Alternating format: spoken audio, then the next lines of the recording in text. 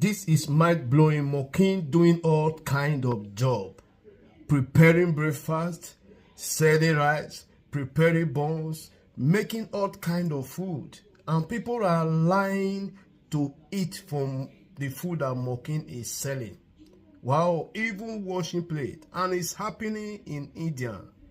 Wow. When this spread out of India to other continents or other countries in the world, I think the job will reduce for the human. Mokin might take the place of human job, of human activities every day. Guys, honestly, this Mokin is a special one, well trained. It really shows that whatever you train will become what you want it to be. This is a Mokin doing the work of a human being, well trained.